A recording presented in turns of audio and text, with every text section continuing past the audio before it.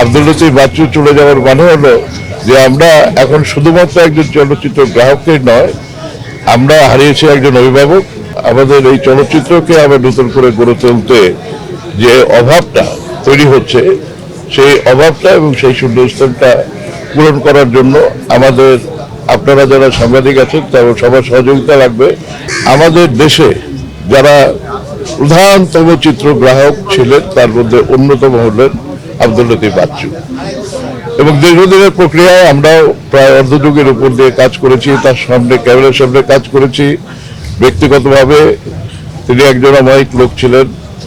বিশেষ করে আমার দেশ হচ্ছে সিরাজগঞ্জে, উনি সিরাজগঞ্জের বাসিন্দা, এবং সিরাজগঞ্জের বহু ক্যামেরাম্যান এর আগে অরুণ রায় ছিলেন, এবং সেখানে অনেক পরিচালক, প্রযোজক, চলচ্চিত্রের অভিনেতা আমরা পেয়েছি।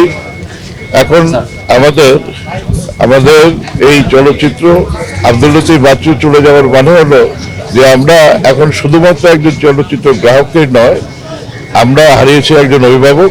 ধীরে ধীরে আমাদের এই চলচ্চিত্র শিল্পে অভিভাবকের অনুপস্থিতিগুলো আমাদের এই চলচ্চিত্রকে আবার নতুন করে গড়ে তুলতে যে অভাবটা তৈরি হচ্ছে, সেই অভাবটা এবং সেই শূন্যস্থানটা পূরণ করার জন্য আমাদের আপনারা যারা সাংবাদিক আছেন তাদের সবার সহযোগিতা লাগবে।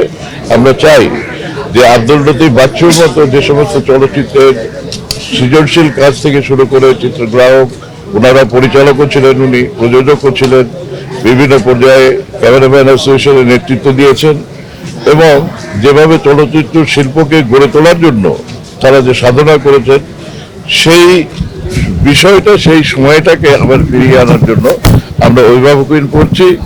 তারপরেও মানুষ পৃথিবীতে আসবে, চলে যাবে, আমরা সবাই চলে যাব, কিন্তু রয়ে যাবে আমাদের কর্ম। ঠিক সেইভাবে আব্দুল লতিফ বাচ্চুর এই চলচ্চিত্র শিল্পে তার কর্মগুলো জীবিত থাকবেন।